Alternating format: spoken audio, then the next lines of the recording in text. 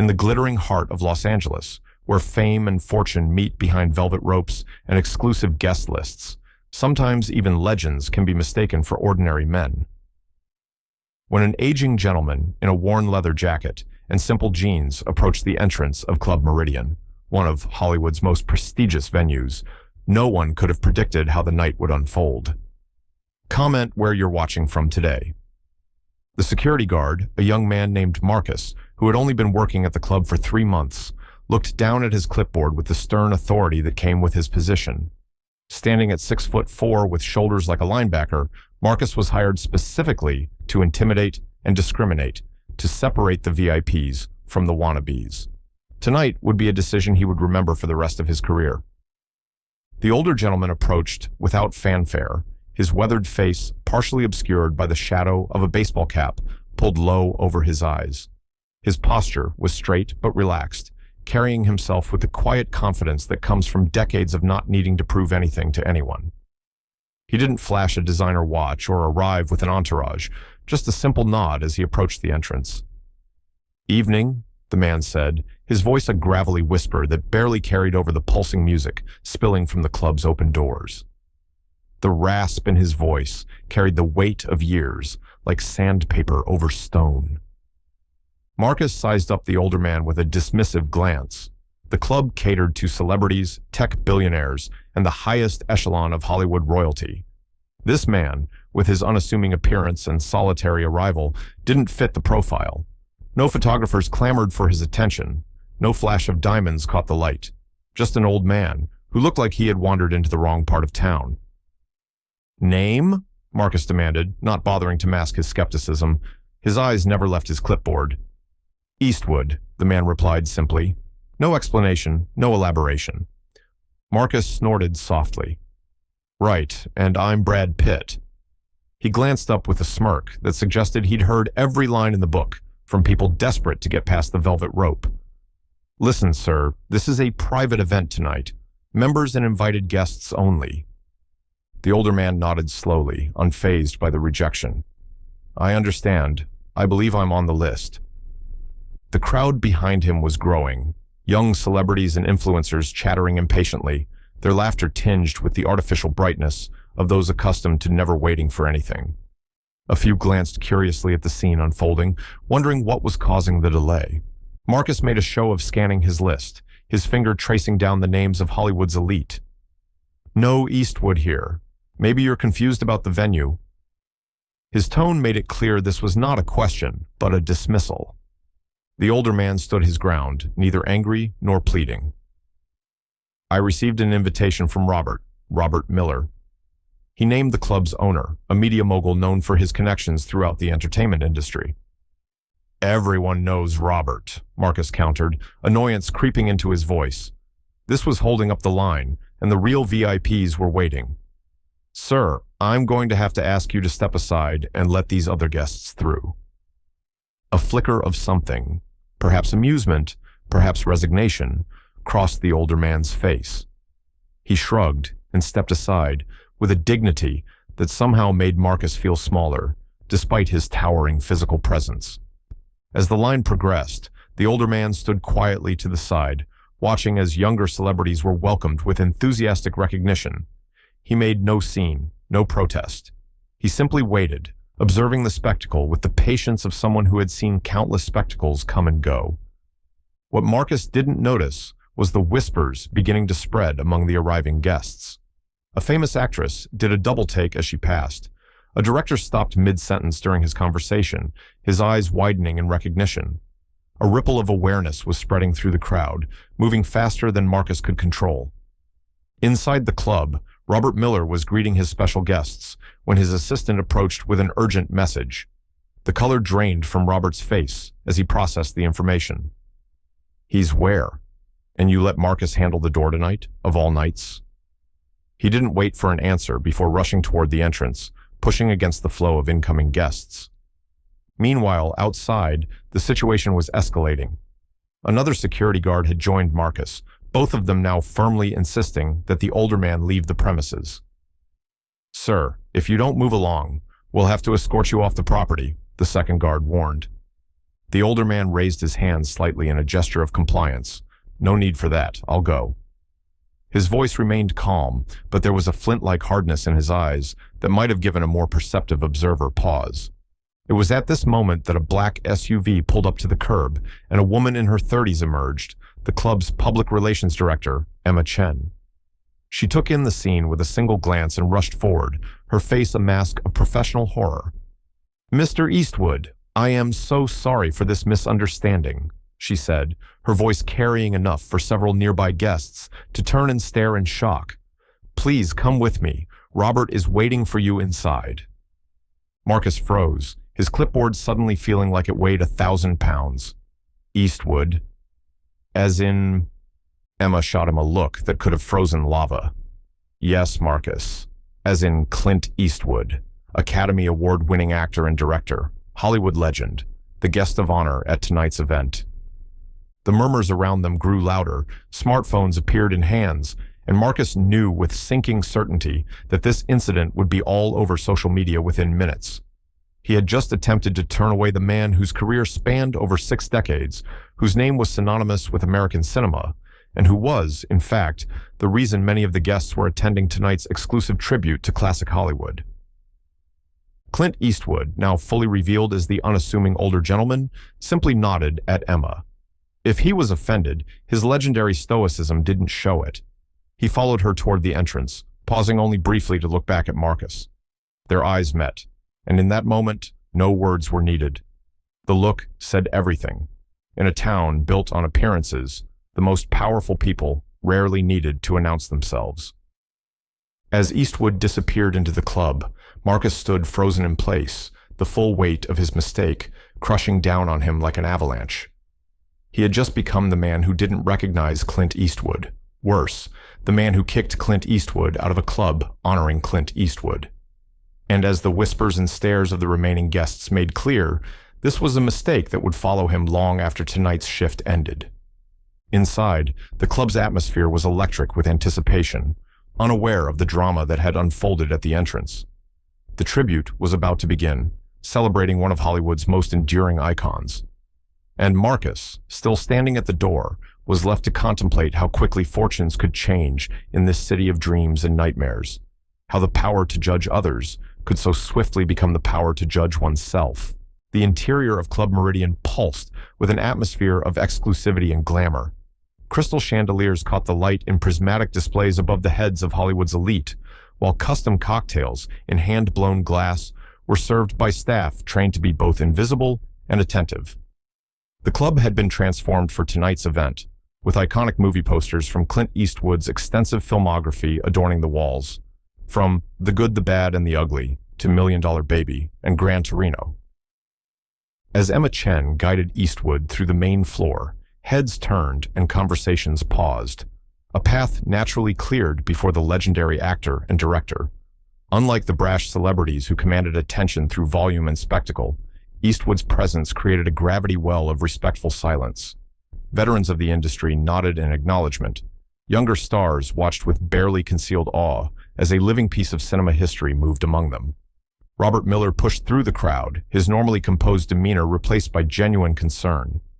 At 56, Miller had built an empire on understanding the delicate ecosystem of Hollywood relationships. An embarrassment to Clint Eastwood was not merely a social faux pas. It was potentially catastrophic for the club's reputation. "Clint, I cannot begin to apologize enough," Miller said as he reached them, extending his hand. "I hope that unfortunate misunderstanding at the door hasn't soured your evening." Eastwood took the offered hand with a firm grip that belied his years. "No harm done, Robert. Not the first time I've been turned away from somewhere." The corner of his mouth lifted in that familiar half-smile that had charmed audiences for decades. "Probably won't be the last." Miller laughed with relief, though the tension hadn't fully left his shoulders. "Well, it certainly shouldn't have happened here. We've been planning this tribute for months. Everyone who matters in this town is here to honor your work." Emma quietly excused herself, her phone already to her ear as she moved toward the entrance. Marcus would be dealt with, discreetly, but definitively. Eastwood surveyed the room with the measured gaze of a man who had spent a lifetime observing. Quite a turnout, he acknowledged, though there was something in his tone that suggested the spectacle wasn't entirely to his taste. As they moved deeper into the club, a young actress approached, champagne glass in hand, and eyes bright with excitement. "Mr. Eastwood," she said, voice trembling slightly, "I just wanted to say that your direction in Mystic River inspired me to pursue acting. The way you allowed Sean Penn to find those emotional depths, it was a masterclass." Eastwood nodded, genuine in his response despite having heard thousands of similar compliments over the years. Sean did the heavy lifting. Good actors make directors look better than they are. The humility was characteristic, but not affected. Eastwood had always understood that in an industry built on ego, the truest power came from knowing exactly who you were and who you weren't. Meanwhile, near the entrance, Marcus stood rooted to his spot, the clipboard hanging limply from his hand. His colleague, Tyler, approached, his expression a mixture of horror and barely suppressed amusement. "Dude," Tyler whispered, "do you have any idea what you just did?" That was Clint Eastwood, Dirty Harry, the man with no name. Marcus swallowed hard. "I know who Clint Eastwood is," he hissed back.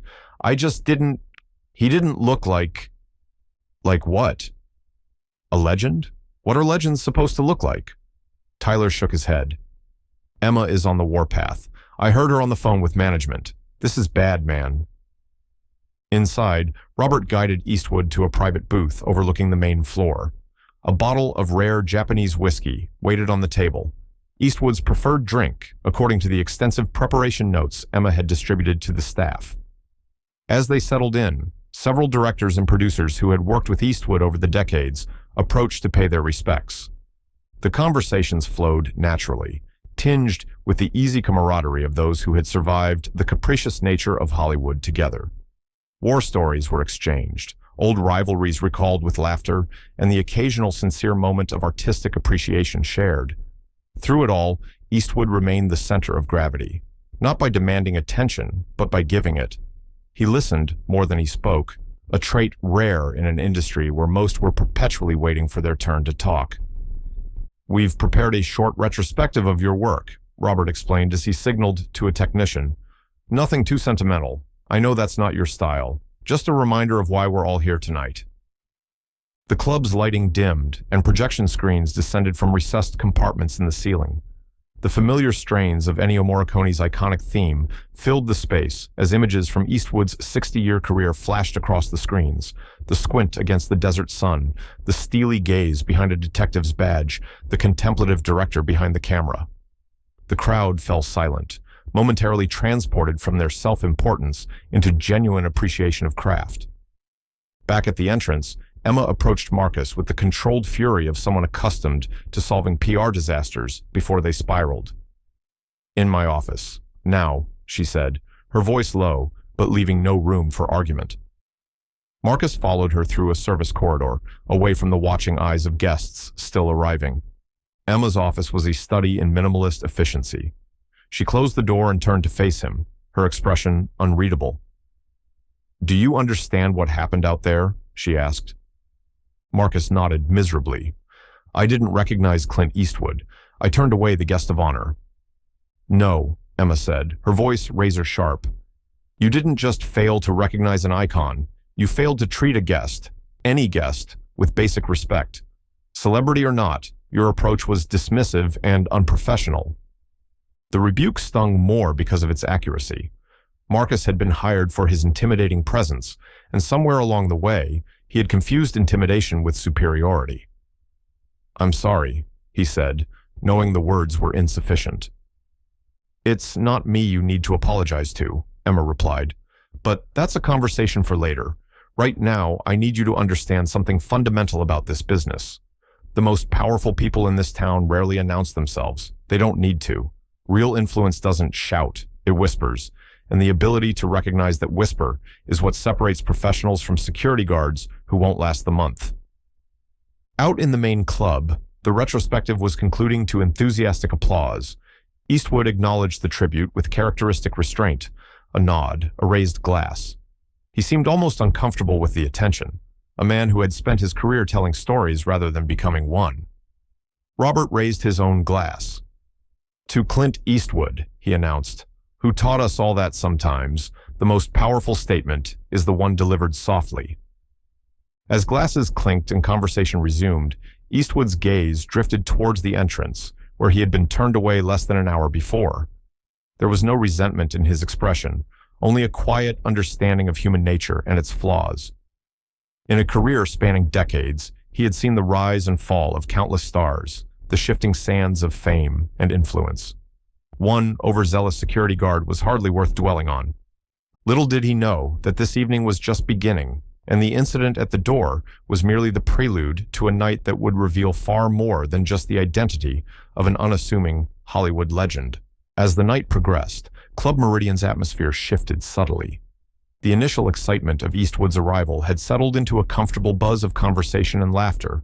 The club's exclusive clientele had recovered from the entrance drama and returned to their usual behaviors: networking, deal-making, and the careful cultivation of public personas.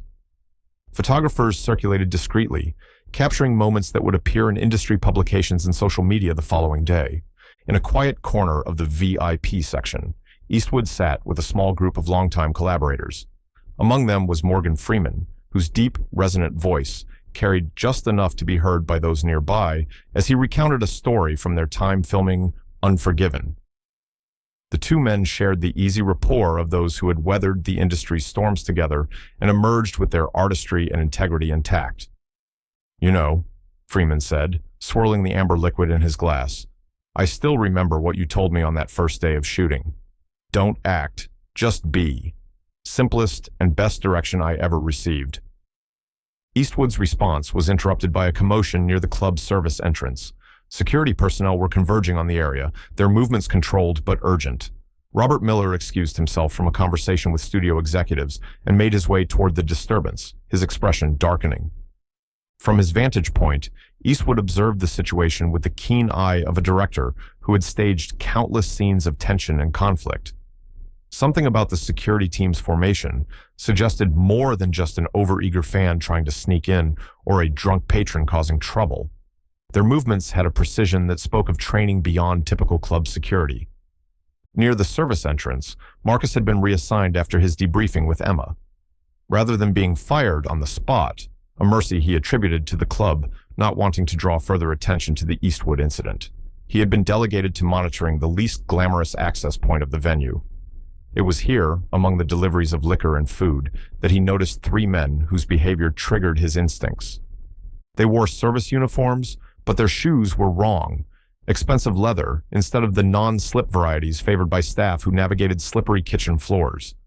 More tellingly, they moved with a deliberate awareness of the security cameras, adjusting their paths to remain in blind spots. Marcus had made a critical error earlier in the evening, but he was still selected for this job because of his ability to read people and situations. He alerted his team through his earpiece, keeping his voice low. Three suspicious individuals entering through Service Corridor B, moving toward the main floor. The response was immediate. Tyler and two other guards changed course, converging on the area while maintaining a casual appearance. The club's security protocol emphasized discretion. Any disruption to the evening's tribute would be a disaster for Meridian's reputation. Meanwhile, Robert Miller had reached the edge of the VIP section and was engaged in an intense conversation with Emma Chen. Their bodies were angled away from the crowd, but their expressions betrayed concern. Eastwood, still observing from his seat, noticed the change in atmosphere immediately. Decades of filming in hostile locations around the world had given him a sixth sense for brewing trouble. He excused himself from his companions and moved toward Miller, his gait unhurried but purposeful. As he approached, he caught fragments of their conversation. "Cannot have another security breach," Emma was saying. "Think it's the same group that hit the Belmont last month," Miller responded. Eastwood cleared his throat softly. Both turned, momentarily startled by his presence. "Problem?" Eastwood asked, his voice low and measured. Miller hesitated, clearly torn between maintaining the evening's facade of perfection and acknowledging the potential threat. "Nothing we can't handle, Clint. Please, enjoy your evening." But Eastwood had directed too many films, created too many narratives, to be easily deflected. Robert, he said, his tone making it clear he wasn't asking again. Miller sighed.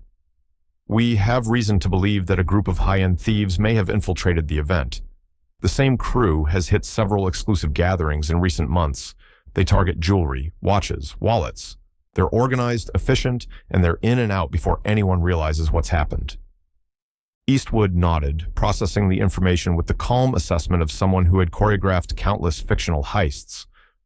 And your security team? Good, but potentially outnumbered, Emma admitted. We've alerted LAPD, but given response times in this neighborhood. The implication was clear. By the time police arrived, the damage would likely be done. Valuable items stolen, guests embarrassed, and the club's reputation severely damaged. For an establishment that traded on exclusivity and safety, such an incident could be fatal. Across the room, Marcus was tracking one of the suspicious individuals who had separated from his companions. The man moved with practiced ease through the crowd, occasionally stopping to collect empty glasses, as if he were part of the wait staff. But Marcus noticed how his eyes constantly scanned the room, lingering on expensive watches and diamond-studded necklaces. More concerning was the slight bulge beneath his server's jacket, possibly a weapon. Marcus maintained his distance, communicating the man's position to his team through his earpiece. After his earlier mistake, he was determined to redeem himself through vigilance and professionalism.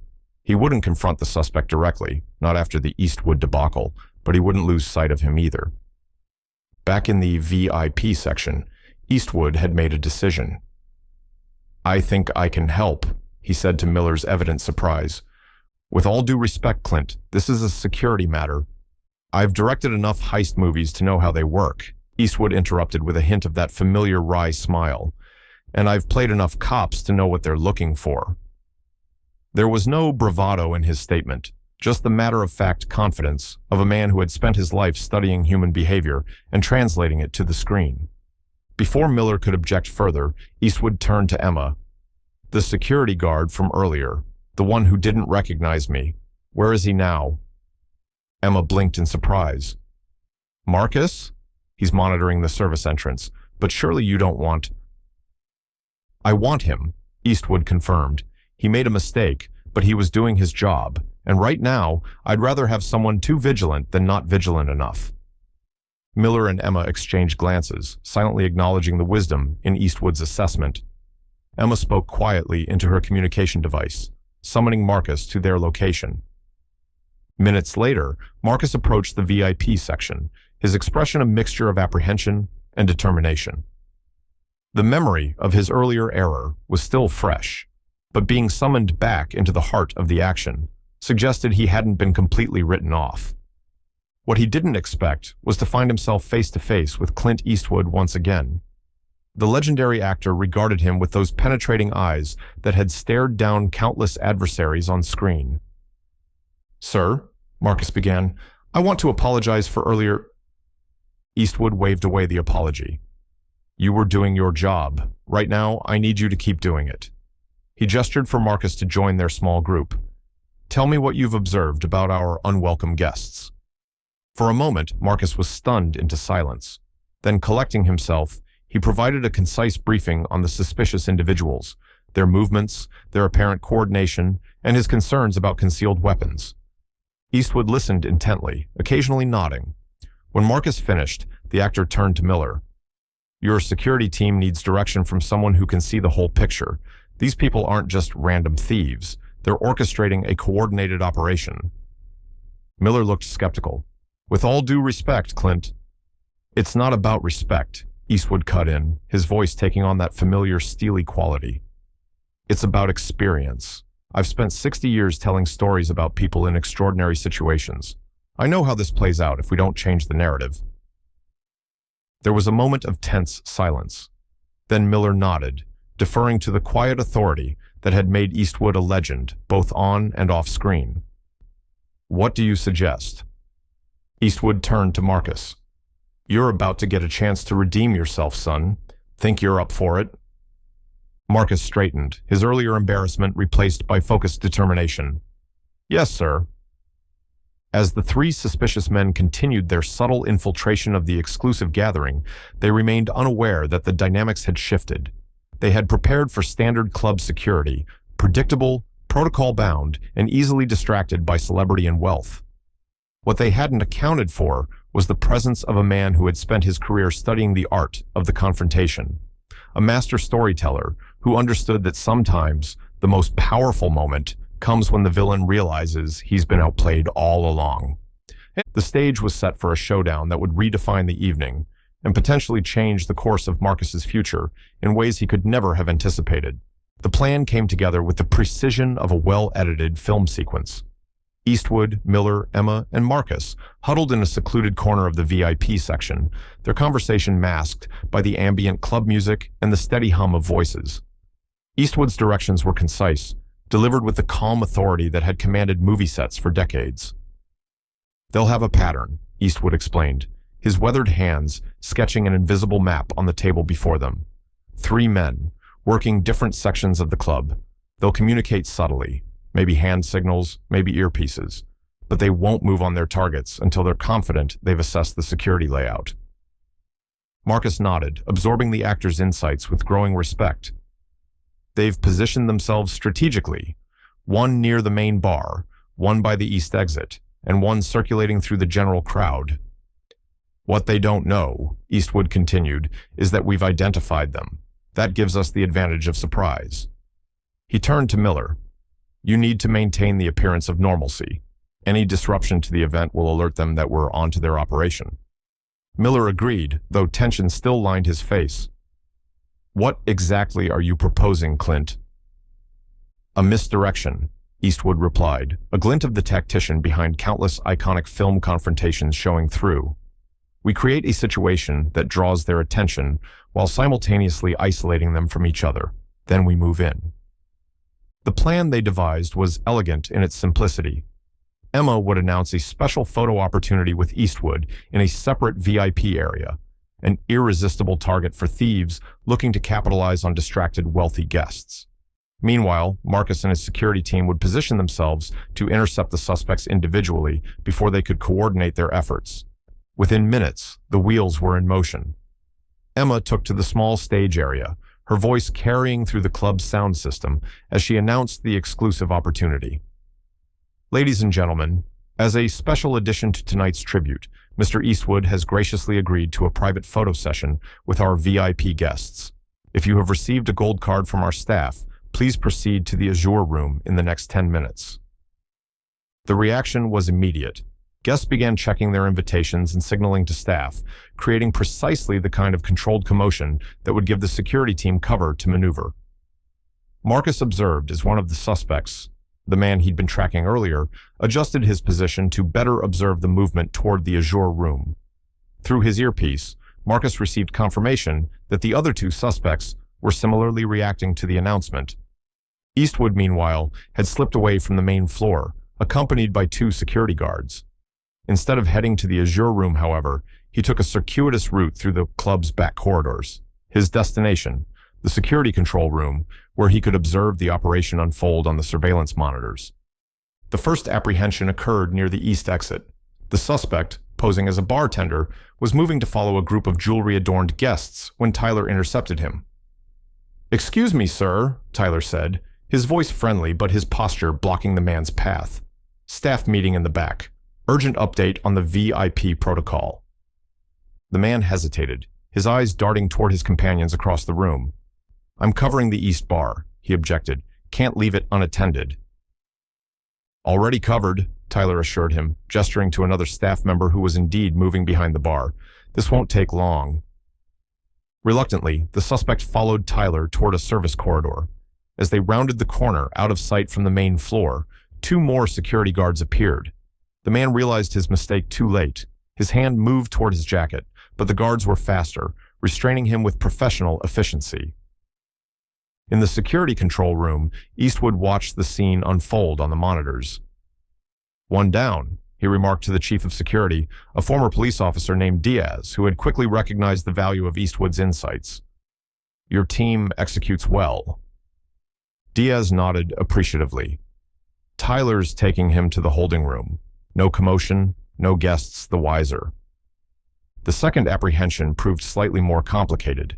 The suspect had positioned himself among the wait staff serving the VIP section, giving him access to the club's most affluent guests. Emma approached him directly, a tablet in hand.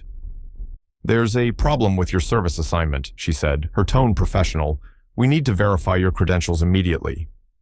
The man's expression remained neutral, but his body language betrayed tension. "I'm in the middle of service," he replied. "Can it wait?" "I'm afraid not," Emma insisted. "Club policy, security concerns." She gestured toward a quiet corner where Marcus and another guard waited discreetly. The suspect assessed his options, clearly weighing the risk of creating a scene against the possibility of slipping away. Making his decision, he suddenly shoved past Emma, knocking the tablet from her hands and sprinting toward the main exit.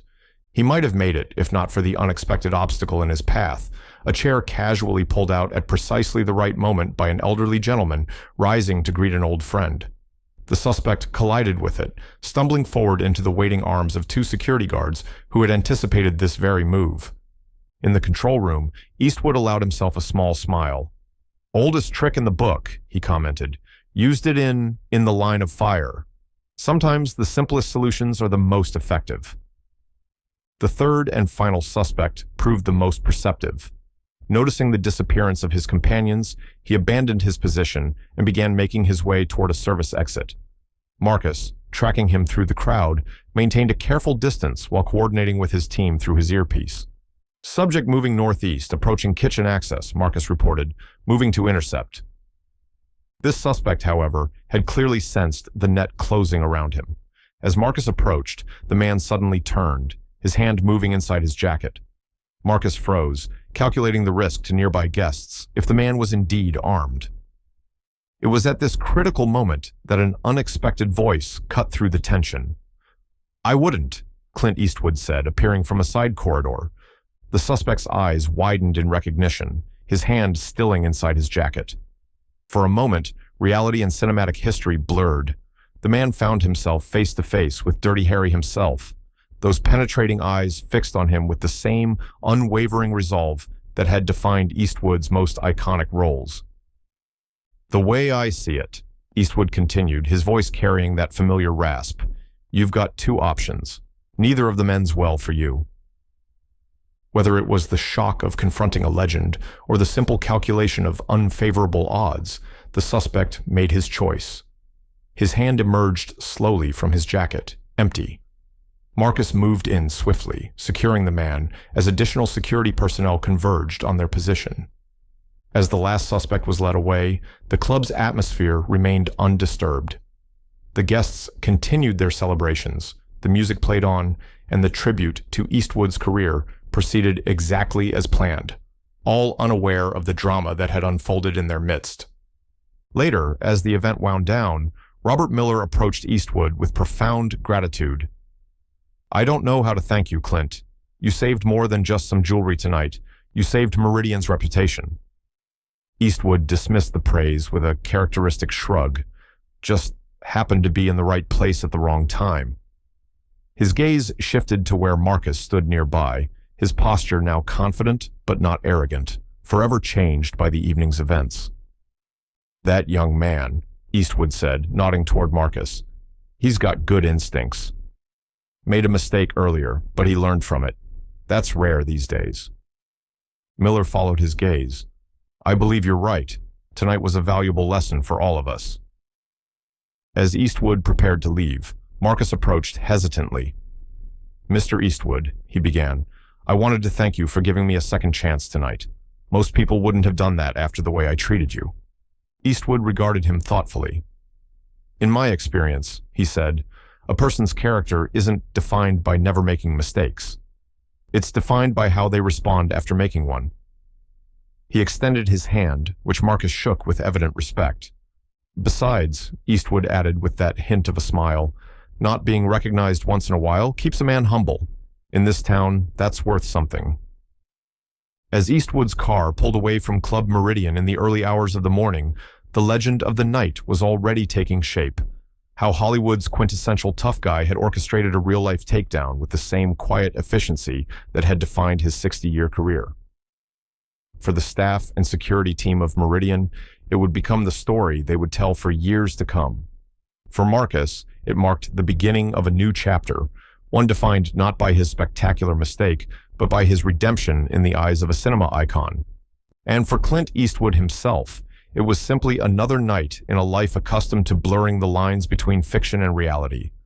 A reminder that sometimes the most compelling stories are the ones that unfold when the cameras aren't rolling, and the true measure of a man is revealed not in the spotlight, but in the shadows where character is tested and defined.